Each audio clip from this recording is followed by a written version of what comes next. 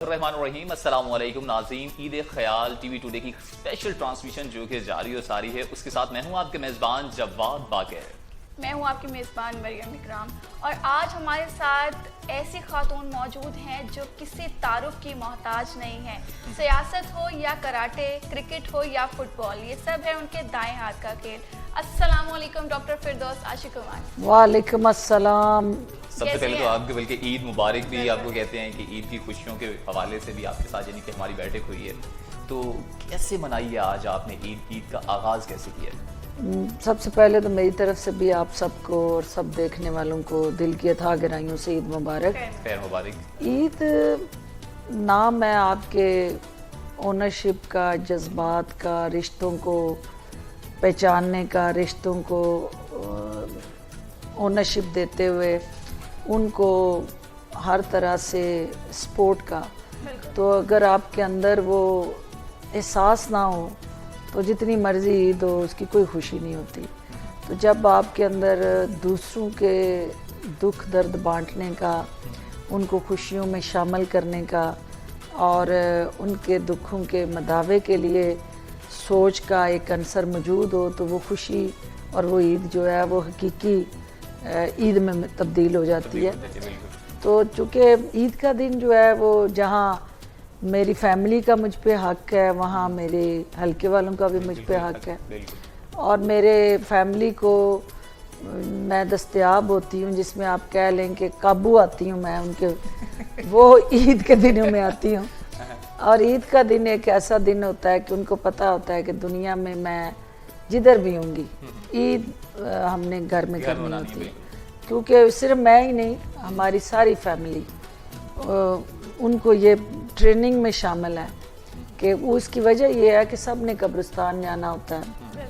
Start ही वालिदैन की कब्रों से होता है और फिर उसके बाद जो है वो आपने उनके लिए दुआएं खैर करके, तो जो ख़त्म वगैरह के बाद फिर आपने ईद की नमाज़ों पे जाना होता है मर्दों ने। तो ख़वातीन का भी चूँकि ये होता है कि जो वालिद साहब चूँकि हमारे बड़े हैं फैमिली में, तो जितनी मेरे चचा फूफो उनके बच्चे और हमारे बचपन से भी पहले के वो सब हमारे घर में ईद की नमाज़ पढ़ के खाना खाते हैं। तो वो आपके पास इकट्ठी होती वो है। एक मैं उनको कहती होती हूँ कि हाजी अली मोहम्मद साहब मेरे दादा का नाम है, तो हाजी अली मोहम्मद स्क्वाड नाम रखा हुआ है उनका। तो वो जो स्क्वाड है वो शुरू ही मतलब 200 से प्लस, जब हम छोटे बच्चों की तरफ आते हैं तो वो 200 प्लस हो चुका होता है स्क्वाड।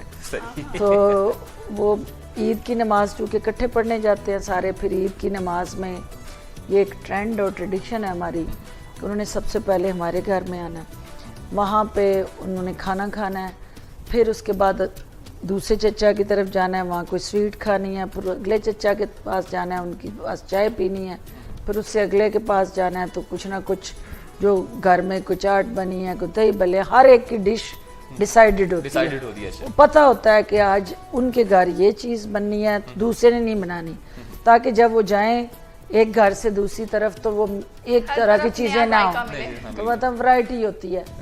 तो जब ये प्रोसेस डिसाइड कौन करता है?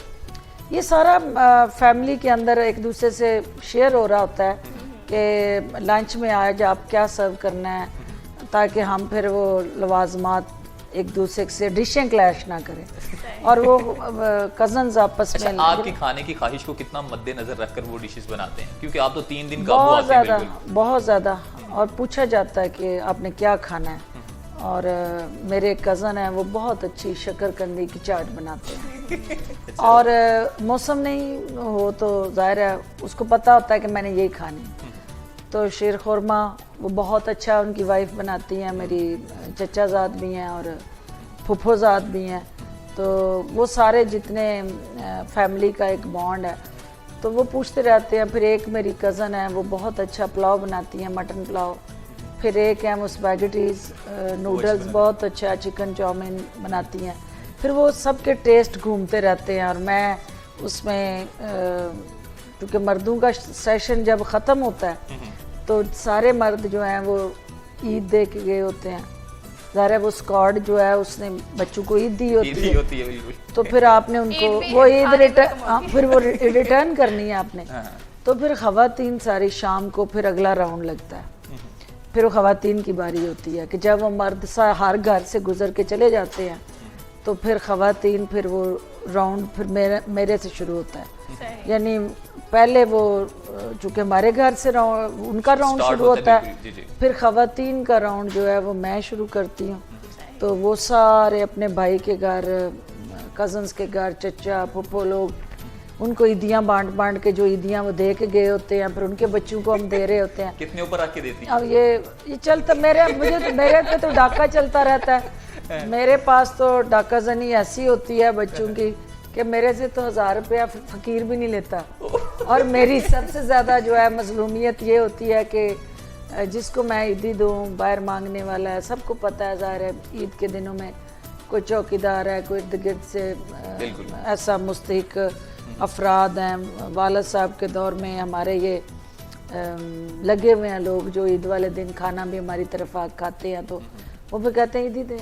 फिर वो उन्होंने मुझसे अलहदा लेनी है, वालदा से अलहदा लेनी है, मेरे भाई से अलहदा लेनी है, मेरी सिस्टर से अलहदा लेनी है।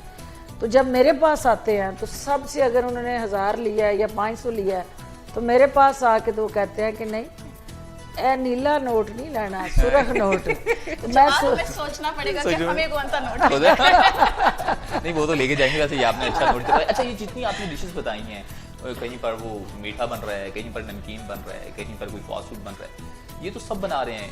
आपकी कज़न बना रही हैं, आपकी बहनें बना रही हैं, भाई के घर बन रहे हैं, आप क्या बना लेती हैं? ये आप उल्लू बनाती हैं लोगों को? बेसिकली उन सब में नुक्स निकाल लेती हूँ बेहतरीन तरीके से कि भाई कौन सी चीज़ अच्छी बनी है और कौन सी अच्छी नहीं थी। लेकिन किचन में चूँकि जब मुझे मौका मिलता है तो यूजुअली कुकिंग अरूज पे पहुंची होती है लेट नाइट, सुबह के लिए जो वो लगे होते हैं।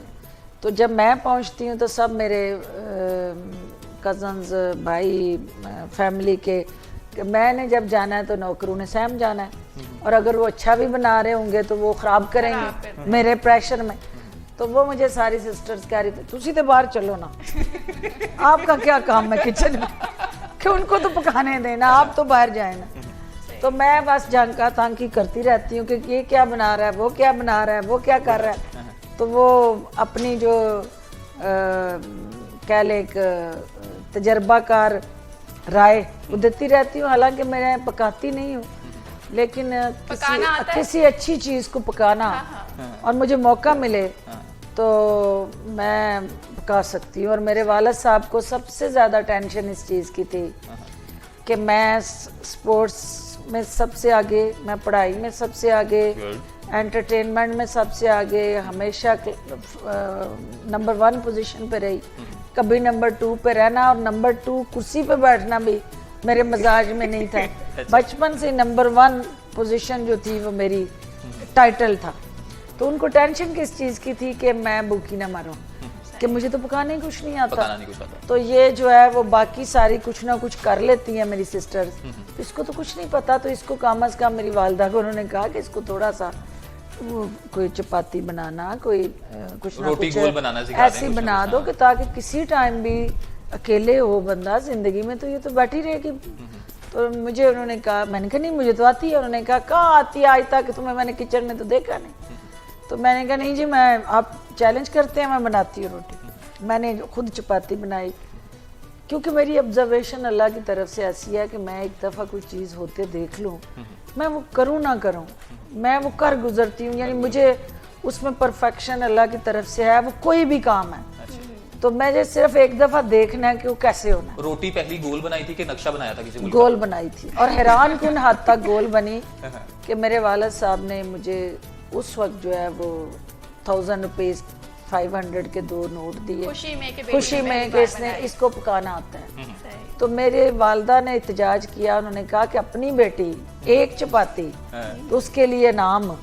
तो अपने मेरे नाना का नाम लेके उन्होंने कहा कि उनकी बेटी रोज रोटी बनाए तो उसके लिए कुछ नहीं। तो घर में भी आपको पोजीशन मिलती है? नहीं, उनको था कि मेरे वालिद को इतना प्यार आया है कि भाई मैंने पहली दफा चपाती बनाई है और मुझे पैसे मिले हैं, तो उन्होंने कहा जी मैं भी किसी की बेटी हूँ, मैं रोज आपको इतनी खिदमत हम करते हैं तो मेरे वालिद को भी इतना ही प्यार है। रोटी के साथ सालन भी मिलता है। बिल्कुल। अच्छा, इस सफर के साथ फिर आपने रोटी के साथ साथ कुछ सालन बनाने भी सीखे कि जहाँ पर रुक गया बस सफर? सालन मैंने बनाने सीखे जब मैं कनाडा थी, जब मेरी यूएन में पोस्टिंग हुई तो मुझे बिल्कुल, अब वहाँ पे प्रॉब्लम क्या थी कि मैस में बनता था पिग और वहाँ पे हलाल चिकन कोई नहीं था, खाने सारे जो थे वो ज़ाहिर है जो वेस्टर्न सोसाइटी खाती है या नॉन मुस्लिम फूड होता है, तो वहाँ मुस्लिम फूड तो मिलना नहीं था।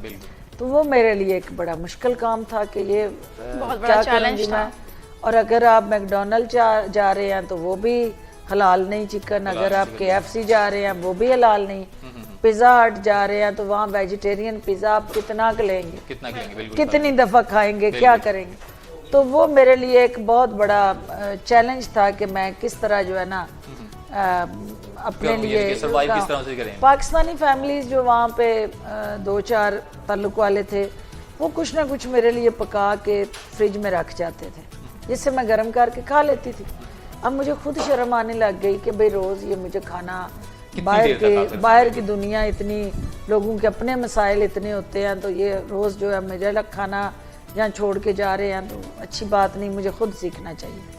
तो मैंने वहाँ से फिर मेरी दोस्त थी डॉक्टर सारा, वो न्यूयॉर्क होती थी, मैं वहाँ मॉन्ट्रियल होती थी, तो मैंने उसे कहना कि हाँ भाई फ़ोन पकड़ लेना कि मैं ये पकाने लगी हूँ, मुझे बताओ। उसने कहा तुम ना सबसे ज़्यादा आसान वो चिकनी मिलते जिसको आप सफ़ेद चने कहते हैं, डब्बों में बंद मिलते हैं बाहर, तो उसने कहा कि तुम ना वो पकाओ, पुलाव, तो उससे जो है ना वो बने बनाया होगा, सिर्फ तुमने अंदर डालना है, उसको दम देना है, वो पक जाएगा।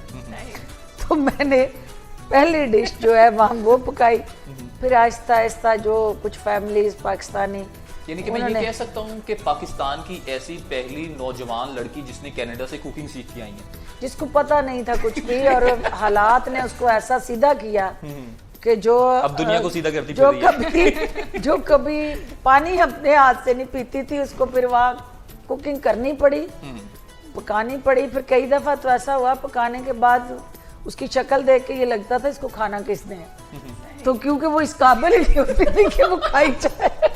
तो अल्टीमेटली फिर आहिस्ता आहिस्ता आहिस्ता आहिस्ता अब मैं मास्टर कुक हूँ। सही। तो मैम जैसे कि आप दबंग लेडी हैं और बाहर मेरे ख्याल से हर बंदा आपसे बात करने से पहले डरता है, उसे खौफ आता है कि कोई मतलब कि कोई गलत अल्फाज ना निकल जाए, तो घर में कोई ऐसा है कि वो आपसे डरता हो?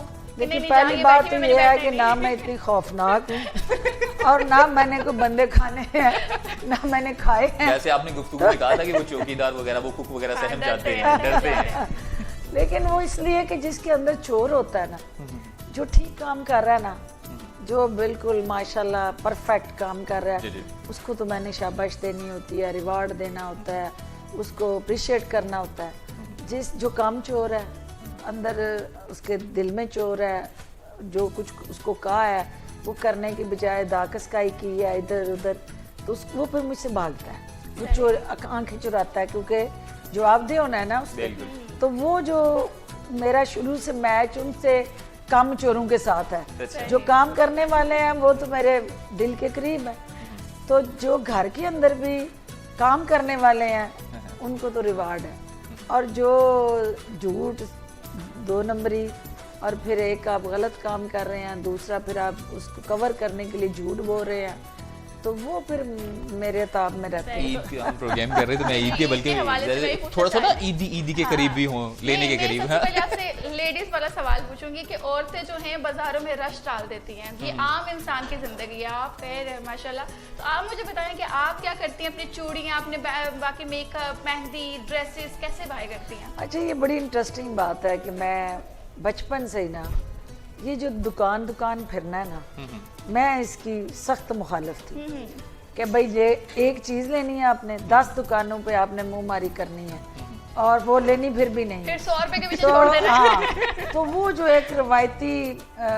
शौक है ना ख़वातीन का, विंडो शॉपिंग का, दुकानदारों को अजियत देने का और तंग करने का, मैं शुरू से उसकी कायल नहीं थी। उसमें FJ में होते हुए भी एक शॉप पे जाना, एक जगह पे खड़े होना है, वहीं पे सिलेक्शन करनी है, वहीं पे उससे पहले पूछ लेना है कि तुम्हारा इसमें जायज़ प्रॉफिट कितना है। सही। पहले तुम अपनी कास्ट बताओ, हकीकत कि तुम्हारी कास्ट कितनी है, बिल्कुल जितनी उसने बतानी है, मैंने उसको खुद जायज़ उसका जितना प्रॉफिट है उसको देना दे है, देना। और उसने उस पर बारगेन कोई नहीं करनी है, क्योंकि रिज़्क़ हलाल उसको भी मिलना चाहिए। मिलना चाहिए, बिल्कुल ऐसा ही बिल्कुल। और कोई भी कारोबार करता है तो मुनाफे के लिए करता है, तो उसका जायज़ मुनाफा उसको मिलना चाहिए। तो लेकिन ये चूड़ियाँ ये तमाशेबाजी उस वक्त भी मैं नहीं करती थी। और मेरी सिस्टर्स सारी रात हाथ पे पहले बैठ के तो मेहंदी लगानी, मेहंदी लगाती थी, बिल्कुल फिर उन हाथों को इस तरह रख के तो वेट करना कि ये सूख जाए। बिल्कुल। मेरे हाथ सारी बचपन से लेके अब तक कभी खाली नहीं रहे, कोई ना कोई काम, कोई ना कोई इशू, कोई ना कोई चल रहा होता है। तो इतना टाइम कहाँ से लेके आऊँ कि जो पहले बैठ के लगवाऊं मेहंदियाँ, फिर उसके बाद सूखने का इंतजार करूं, फिर सुबह उठ के वो बहस कर रही होती हैं, इधर लाओ तुम्हारा कलर ज्यादा तेज है, मेरा हल्का क्यों है। वो जो आपस में फिर वो मेहंदी वाली को कोस रही होती हैं कि ओए ये देखो तुम्हारा डिजाइन तो बहुत अच्छा बना गई, मेरा उसने देखो यहाँ ये छोड़ दिया। तो मैं वो इंजॉय तो कर रही होती हूँ उनकी सारी गुफ्तगू, लेकिन उनके हत्थे नहीं चढ़ती हूँ। बड़ा उनको होता है कि लगाऊं मैं नेल पॉलिश, मैंने कभी नहीं लगाई।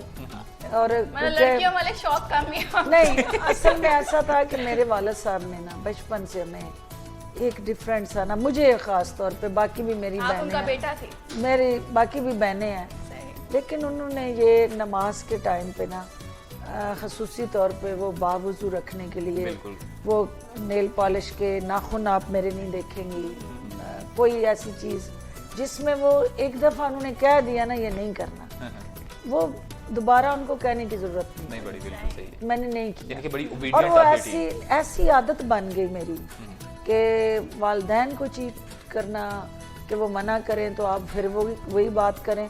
और हमारे वालिद साहब मरहूम एक दफ़ा एक बात कहते थे, और वो उनको पता होता था कि वो हरफ़े आखिर है, उसके बाद किसी की ना जुर्रत होती थी ना हिम्मत होती थी कि वो उसकी वायलेशन करे।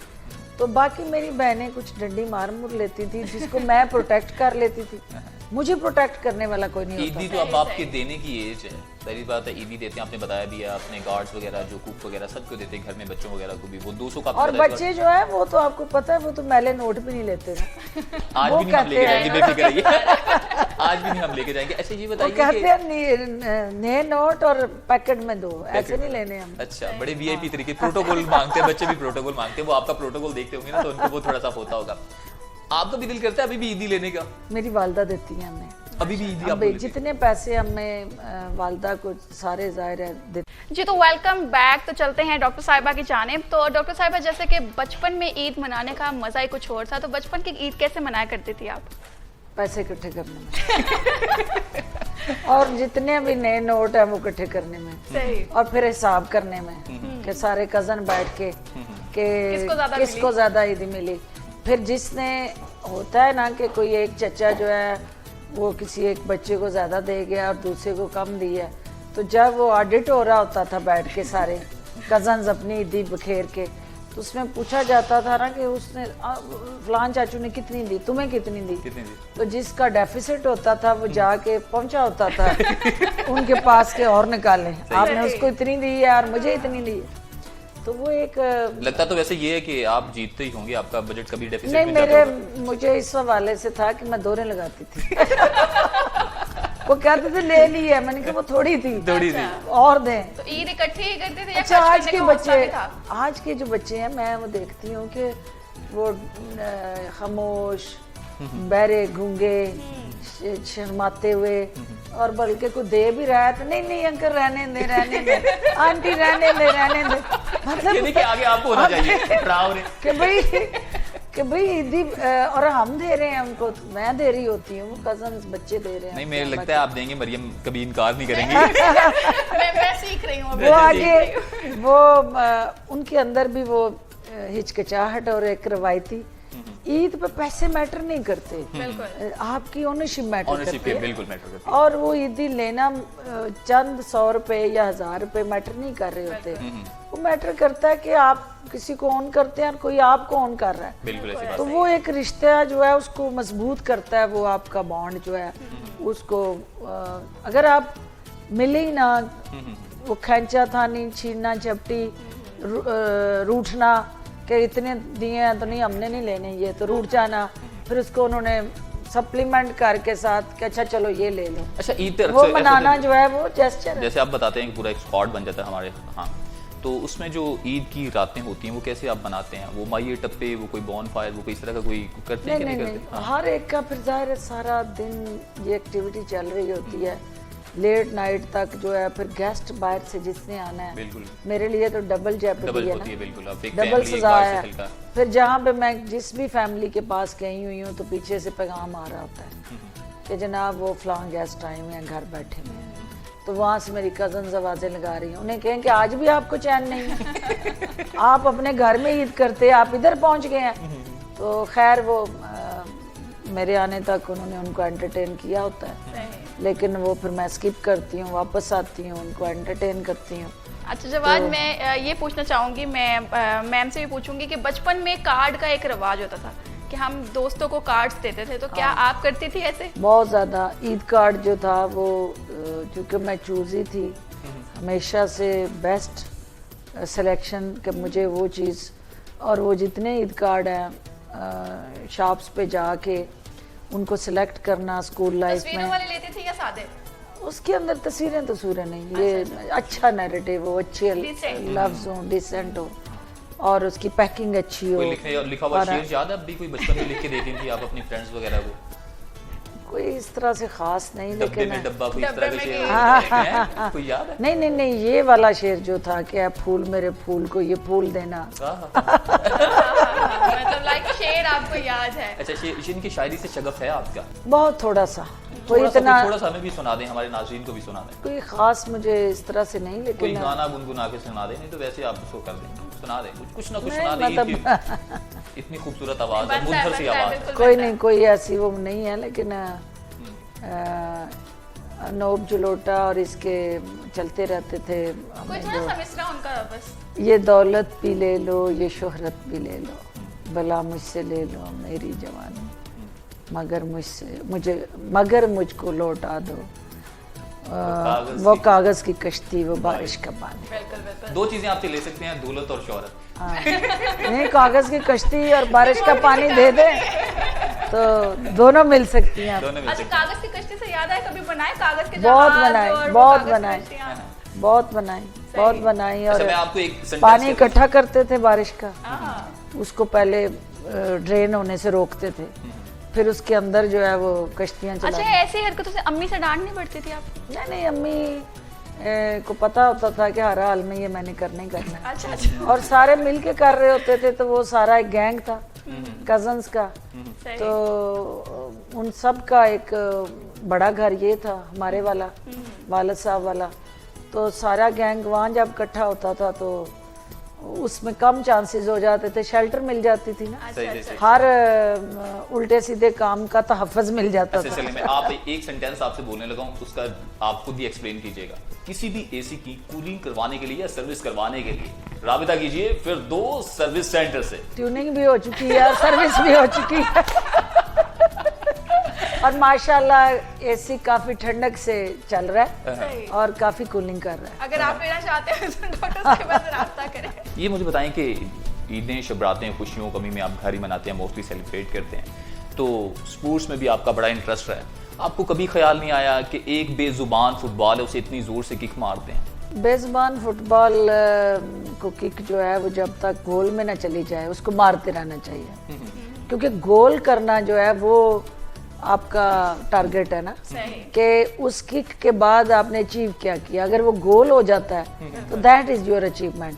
अगर वो पास करते रहते हैं, आप इधर उधर ड्रिलिंग कर रहे हैं ग्राउंड में, तो उसका फायदा कोई एक नहीं। छोटा सा सवाल और बिल्कुल आखिरी मुख्तसर साहब मैं सवाल पूछना चाहता हूँ। ईद का दिन है, दरवाजा आपका नोक होता है, दरवाजा खोलते हैं, आगे से मरीम नवाज होती है, कैसे उनको रिसीव करेंगे? देखिए जो पपिया जो थी वो भी पूछना भी ईदी भी लेनी है भैया जी। देखिए घर आए मेहमान जो है वो तो बहुत बड़ी रहमत होती यानी कि जब भी है, और अगर वो मेरे घर पे आ जाएं तो हम तो जिनको मानते हैं उन्होंने तो अपने कातलों को भी शरबत पिलाया, तो मैं तो उनको रिसीव करूंगी इज्जत से।